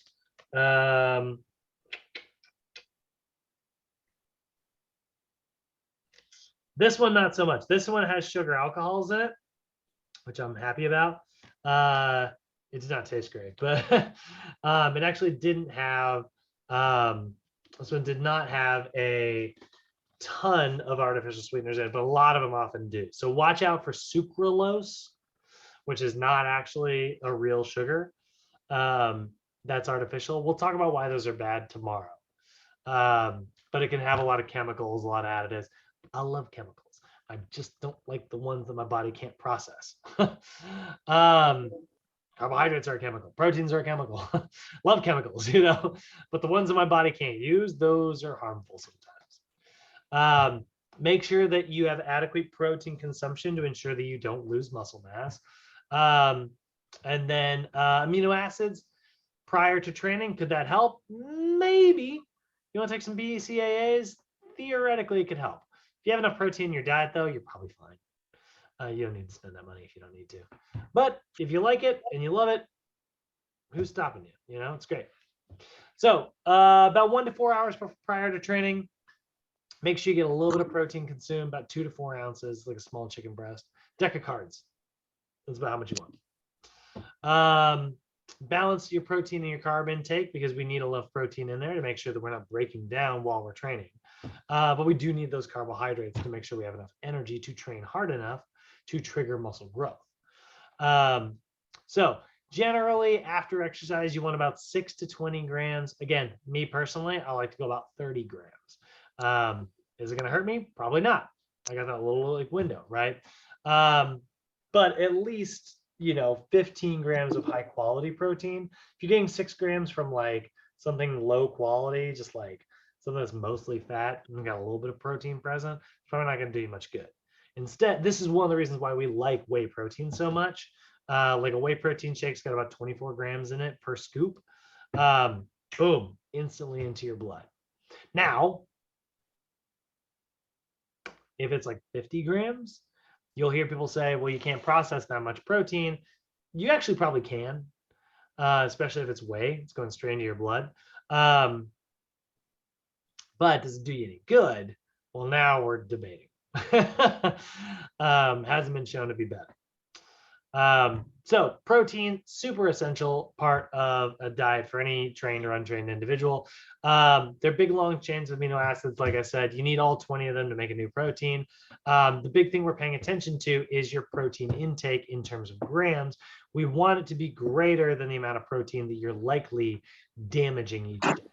We call that a positive nitrogen balance, which is why we look at your body weight to know how much protein you have. We look at your training style to determine how much protein you need. Put those two together, and it's going to be anywhere from about 1.2 to 2.0 per grams per kilogram of body weight, which 1 gram per pound is going to do you pretty good. That's like me giving you the official NASM answer and then me giving you my answer. So David, you said the other day you like the 1 gram per pound. So do I. But I do need you guys to know the official is 2.0 grams per pound or per kilogram. That's the real number, which is so close. I know I keep contradicting myself, but I'm like, so that is, whew, guys, you both survived. We lost Hector. I'm sure he'll be back. There he is. He's coming back right as we wrapped up.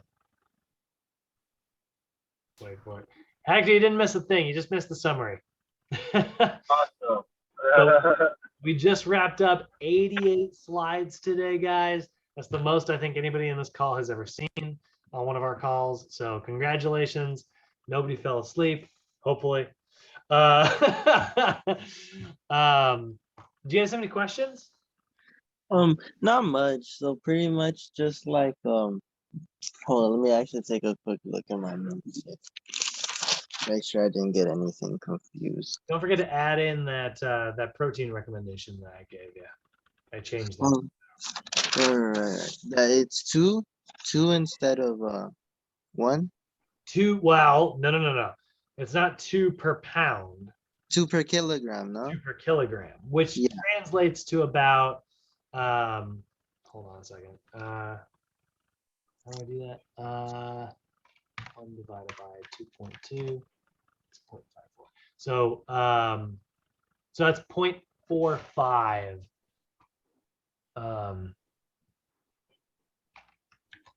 Yeah, it's about 0.9 per pound. Okay. Is the number.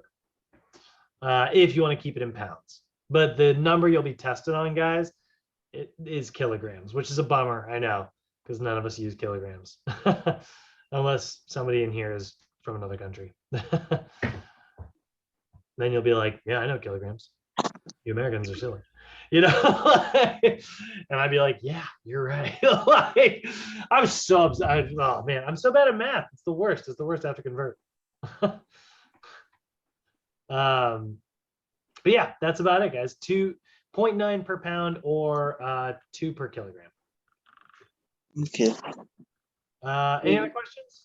You said that simple carbohydrates are bad for us because they don't really get broken down, right? They just go straight into us, and then they're like.